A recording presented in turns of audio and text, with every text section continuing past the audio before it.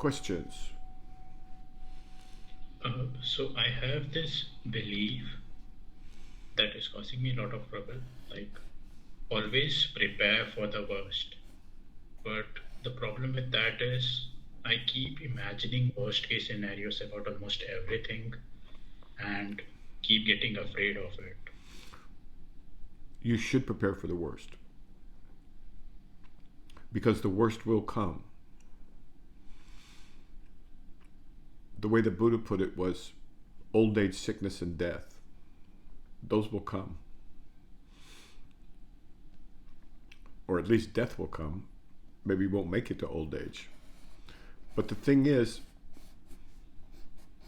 I'm an old man, so I've seen a lot of death in my life. And there's two kinds of people. There's the people who are afraid of death, and on their deathbed, it's horrible for them. It's really horrible because they haven't made any preparations. They don't know what comes next. They don't know what to do. They feel scared. They're worried. They're remorseful. They're fearful. It's agony. And then yet there's the other people who have done the preparation, who know what comes after death, and for them there's no fear. Uh, some might say it's the opposite of fear. Now, I'm not saying be reckless about death. I'm saying the opposite. I'm saying it's time to start preparing for old age, sickness, and death, because those will be, if you're lucky, that's what you're going to be facing. That's if you're lucky. But death is nothing to be afraid of. What are you afraid of, you think, really? Pain, living a life of pain forever for the rest of my life. Well, thank God that hasn't happened. That can Yeah, happen too. I'm grateful. That can happen Yeah, too. But that's different because that's pain, that's not fear. So, but we were talking about fear, correct? yeah, but there can be fear of this scenario, right? Where you are afraid of having unbearable pain for the rest of your life. What about fear of being captured by an enemy army and being subjected to medical experiments while you're still alive? What about that fear and that pain? That, that is horrible, but if I were to see that something were like that to happen, Oh, it has happened. then I will It's find, happened several times. then I'll find some way to avoid it. How? But maybe if there are no options, then just suicide. Don't Okay, so want to, then but so then you have the option of suicide. yeah, Okay. So in this life of horrible chronic pain that you're describing, that you're making up in your head to scare yourself with, and let's say there's no alleviating the pain. What do we do with animals that are in horrible, horrible pain? I don't know. We put them to sleep out of mercy. Sleep. Yeah, yeah. So are we going to talk about fear or are we going to talk about pain? Because there's no end to the fear. Let's talk about pain.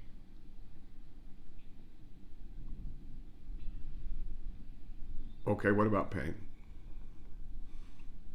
About pain that will last for throughout your whole life. Like, won't you be afraid of that? Or You can't live life that way. What pain are you afraid of that's going to last your whole life? maybe herniated or something else? Yeah, that's a tough life. Aren't you glad you don't have that, that you're young and you're healthy and you can protect your health? And be careful Yeah, with your I'm back. trying my best. Huh? Yeah, I'm trying my best regarding that. But yeah, Okay. So what do you want? Some guarantee that you'll never have pain in your life? I'm fine with pain if it is temporary, but if it lasts forever, I don't know. I was going to Okay, ask so this do you see question how like, you're moving? You're just you're walking in the scary house. You know, at the carnivals they have the scary house. You yeah, just like you buy a ticket to the scary house, then you go inside, and then you try and scare yourself. this is the thing. I don't know why I do it. Like, it doesn't make sense. It's net negative, but I still do it.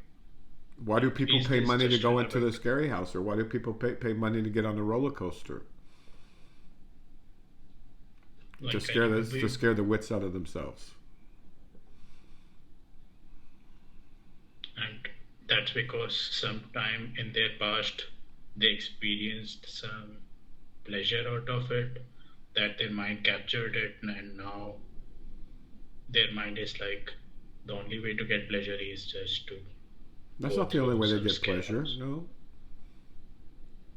Not the only way, but mind Why do captured people it, and climb high, dangerous mountains yeah, or go scuba diving or climb trees? I get that these are irrational as such.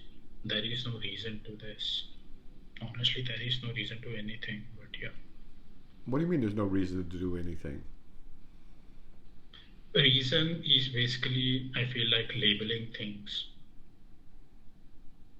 Like, if you see that way, not in, like, I do still know that if I were to push a block, then that block will move. That is like a reason of why the block is moving. But all these are just labels at the end of the day, right? Okay, where are you going with this?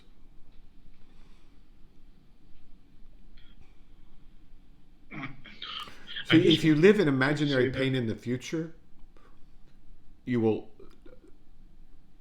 totally crap all over your present.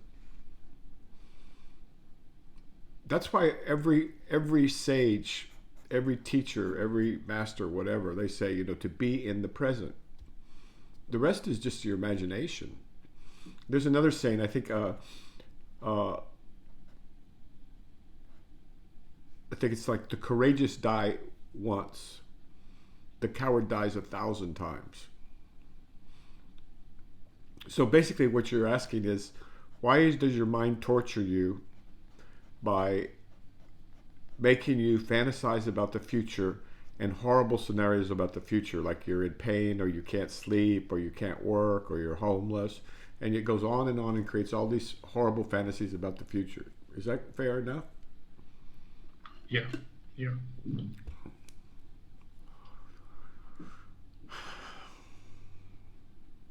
What's the question then? Let's hear it.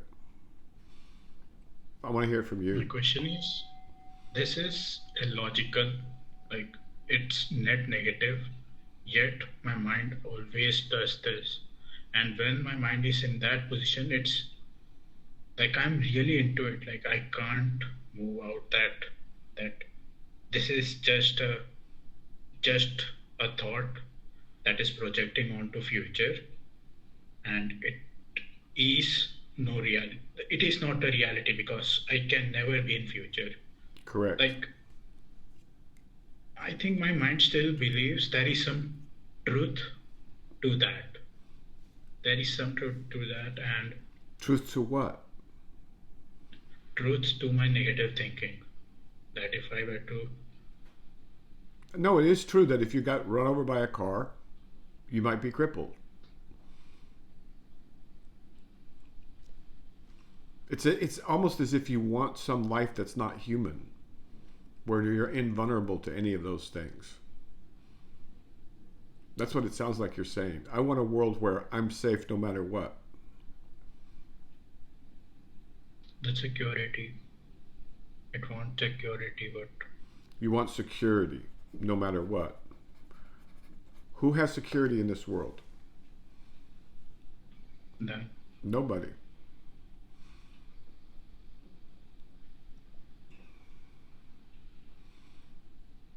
So are you why accusing the does world or is the world accusing you? nothing? No one's accusing anyone. Well, That's what you're I saying feel. that the world is unfair and it's frightening, and you don't want it to be like this. You don't want it to be like the trees that can be, chopped down or hit with a disease, or you don't want to be like an animal that can be prey for another animal, or you don't want to be a human or a fish or anything like that that could be hurt. Well, you can be there, but not in your current state. Like I accept both the fact There's a actually. part of you The that fact cannot that be I don't, hurt. yeah, There's a part of you that will prevail through life and death. There's a part of you and that feels no anxiety whatsoever.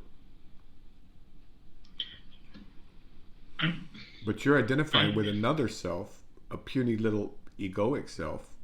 Of course, it's very, very vulnerable. And perhaps the reason it's as vulnerable as it is, so you wake up and face the day, see what's going on. The reason you're preoccupied with these fantasies is because you don't have anything real in your life that you care about besides yourself. yeah. I was looking at other great people's biography, and Okay, tell me more. like Tell me more. like I think I forgot. Was it Teddy Roosevelt who got shot while giving a speech, and he was still giving the speech? And like Who was this? Teddy Roosevelt, Yeah. I don't.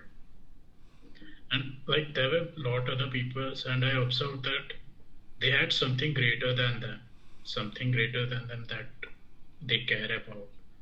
I just care about myself. That's why I'm just afraid of You don't all even these care about things. yourself. You don't even know who yourself is.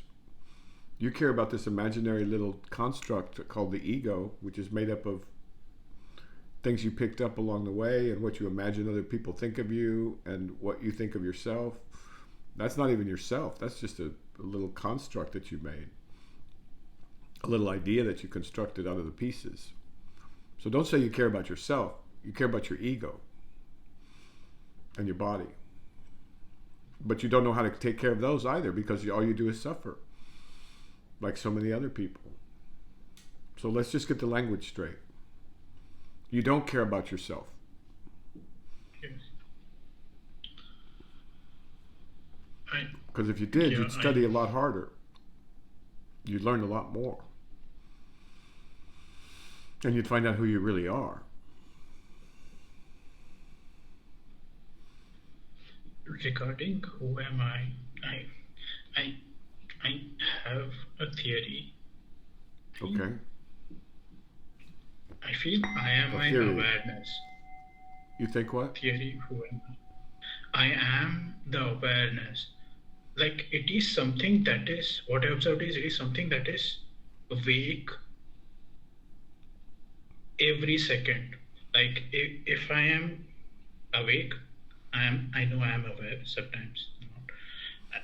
If I am in dream You're aware state, when you're I asleep know. too. You're aware when you're asleep too. Just not the same stuff. Yeah, like I think was this the point of the butterfly story by Zhuangzi that that am I a butterfly dreaming the current world or am I the And that's actually not the guy? story. That's not the story. It's more rich than that. Do you remember? Okay, here it is. This is from the Essential Tao, a brilliant translation by Thomas Clary. This happens to be on page 80 for those of you who are following along at home. Once Chang Chao dreamed he was a butterfly. He was happy as a butterfly, enjoying himself and going where he wanted. He did not know he was Chu. Suddenly he awoke and was startled to find he was Chu. He didn't know whether Chu had dreamed he was a butterfly, or if a butterfly were dreaming it was Chu. But as Chu and the butterfly, there must be a distinction. But that's the thing. There is this awareness that was there in both the cases, in the dream world of butterfly or in the dream world of Jew. Very And good. that Excellent. is that's what I feel like is the true me And That's there is closer. this another story. That's closer. But see, There you're is this mixing the another content up with story. the projector. You're mixing the movie up with the projector. You're the light bulb inside the projector.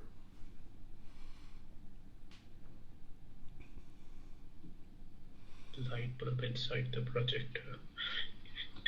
Yeah, I So, think so last when week. Chu dreamt he was a man, the contents of his consciousness, the content of his awareness, the objects of his awareness were being a man. He had hands and ears and one mouth. And when he dreamt he was a butterfly, he had wings and he had little legs and he could fly around. The man with his legs and his ears and his mouth, and the butterfly with his wings and his legs, those are all objects in awareness. They're not the awareness itself. The awareness is the foundation, the fundamental, the ground. I It's a feel like luminous last week, awareness. It's a luminous awareness. like the thing that triggered me was like last week you said, right? What is a thought without awareness? Yeah. Like, can there be a thought without awareness? Can there Then I be a thought realized without awareness? And what was the answer? No. it can't be, or it wouldn't make sense. Or, like, how can you prove that if there Well, is a let's say, thought without okay, awareness? does it take thought to oh, this is a little bit of stretch. Does it take thought to solve a math problem?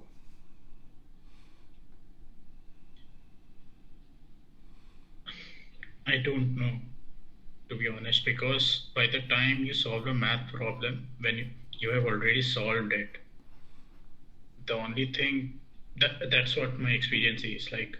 Whenever you see a question, you already know the solution in a non-conceptual way, No, let's say you're going to but then do, let's say you're going to do pi, you know, what is yeah, pi? 3.14, something like that? yeah, Pi yes, to the I don't know, the 100th digit. okay. That's going In to that require, case, does that require thought? yes, because Okay. it's a manual All work, right. step by step Okay. work. And so, and a machine can do that, correct? Yeah, Can machines think?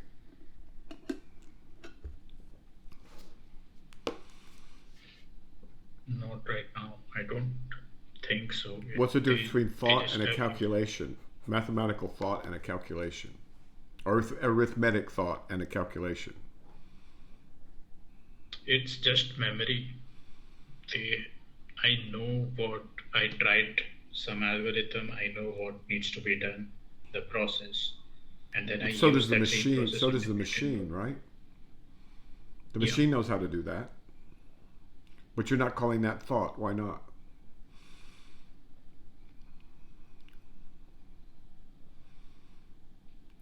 Let's take a simpler example. As a thermostat. When it goes above 74 degrees, it clicks over. Does it think, okay, it's getting towards 73 degrees, I must click over? no, Okay, but it calculates and it it acts, does it. but there's no Yes, thought, right? yes, And there's no thought because there's no awareness. I mean, if I ask you to do the same task, you know, you stood there in the living room and, you know, you just had two switches and you would just watch the thermometer, and whenever it got to 74, you like pulled a lever. You would have to think. There would be awareness. Same yes, procedure. yes. Okay, so can there be thought without awareness? No, Okay, good. So now we're agreed on that. I All right, realized, keep can going. there Keep be going. anything without awareness? Huh? Can there be anything without awareness? No. Consciousness is all we're given. Awareness is all we're given of the world. Experience, I should say. Experience is all the only thing we have in this world. If you think about it, everything. There's nothing that's not given by experience.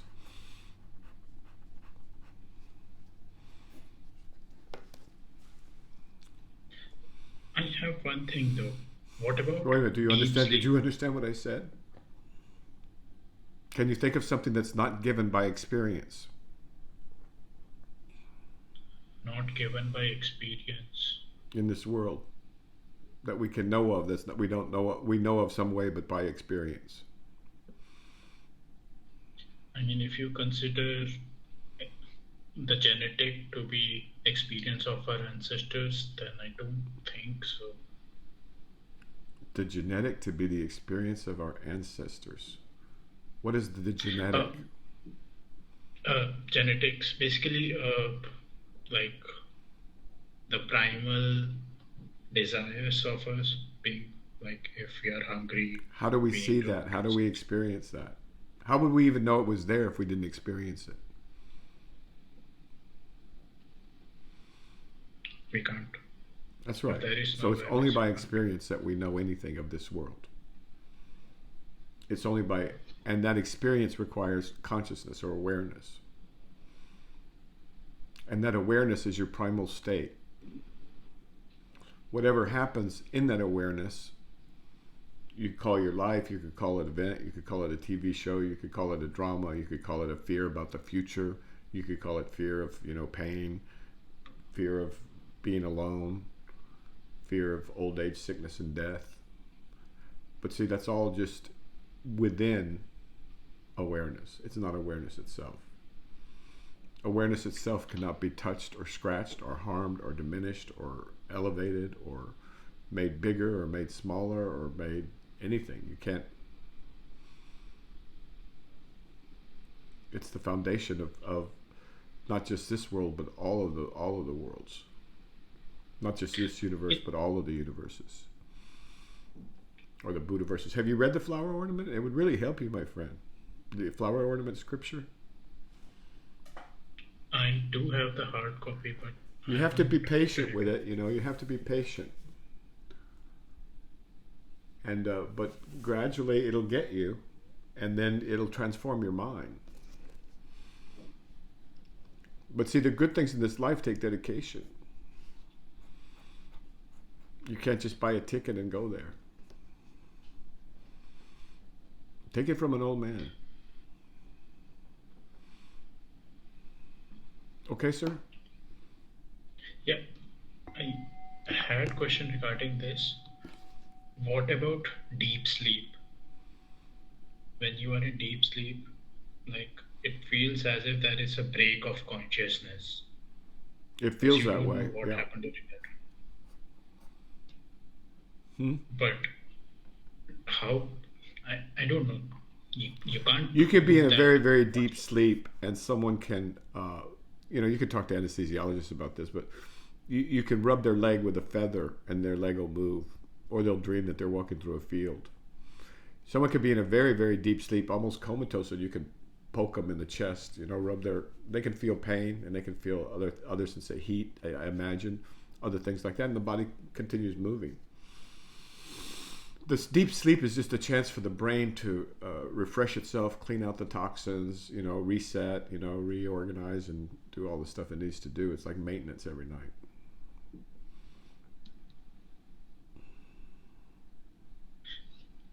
I don't know. Maybe I should ask this, but is enlightenment being in the deep sleep? Like being always fully present and not registering anything? No. Nothing like that.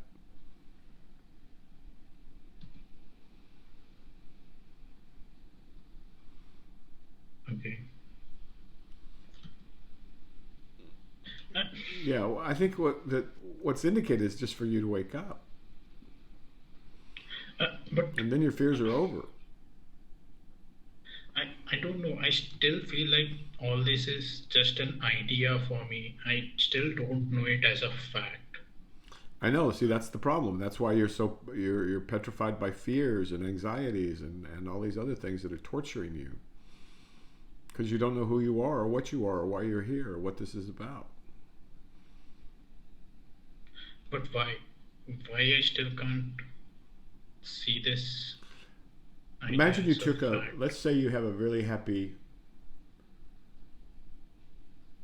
lizard, let's say, or some other small jungle animal, right?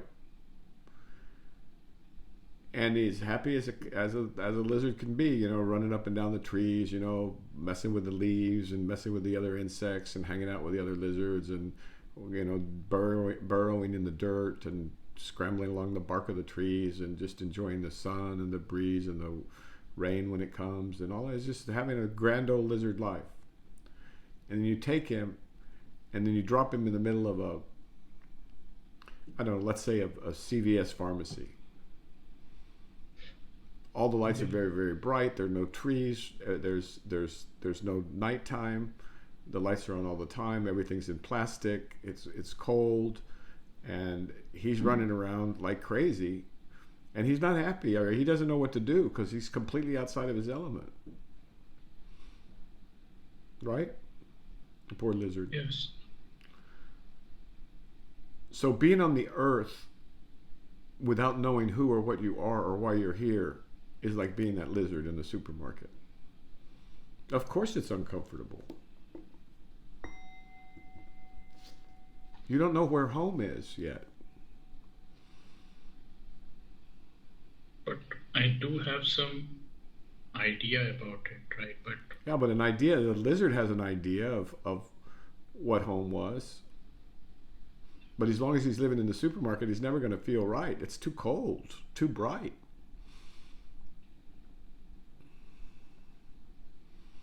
But I still don't get how I can convert idea into fact, or maybe I can't. It's just not an idea. See, this is the whole point. It's not an idea. It's an experience of going home, reaching home, finding home, understanding where your home really is. Think about yourself before your parents conceived of you, or your face before you were born, or before you were conceived. Yes, you can.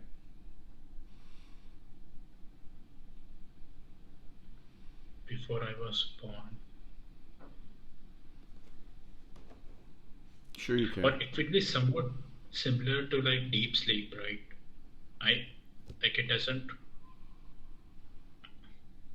It doesn't matter whether I had a deep sleep of an hour or of 100 years. It will be same for me after coming out of it. See, you're talking in these strange hypotheticals. I don't understand why you want to go to the hypothetical. We could just stay in the concrete. What's so scary about the here and the now and the present? At least right now, nothing. So what are you afraid of now?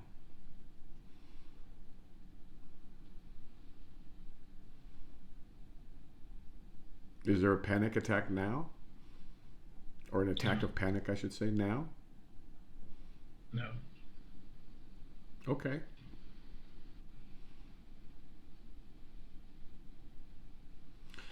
The mind can be a torture chamber. So you need to learn to master your mind. And the greatest way to do that is to remain in the present. And the best way to remain in the present is to focus on your breath.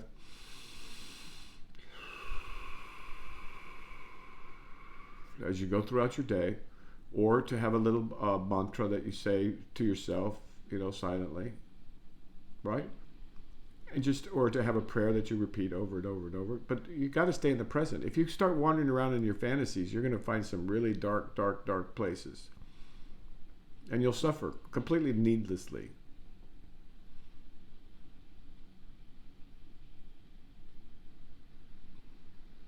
This world is hard enough without adding fantasies.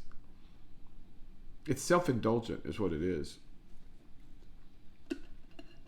Yes. It's like going to the carnival every day and getting on the same roller coaster and getting on the same, going to the same scary house. And then going to see a horror movie. Doing that every day. It gets old. Which actually is another way, possibly. I mean, you could also bore the thing to death and outgrow it just by suffering with anxiety. And pretty soon you've had anxiety so many times about the same thing over and over and over I wouldn't recommend this, but you know, finally your brain just gets habituated and says, "Oh, is that the old thing again?"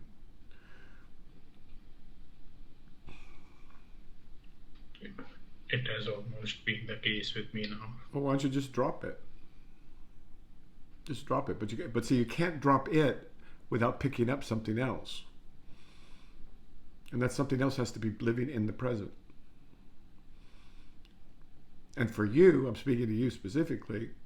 I think go ahead and invest some time in yourself, in your capital S self. And although these books don't seem like they're likely candidates to be helpful, but actually they're very, very helpful. And they make it more likely that you'll wake up when the time comes. Okay, sir. Anything else before we stop?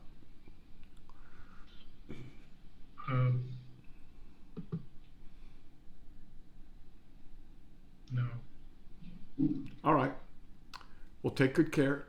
Guard your mind, but also protect your mind and by living in the present. That's all you have to do. Anytime anything goes squirrely, just return it to the present and say, well, am I dying now?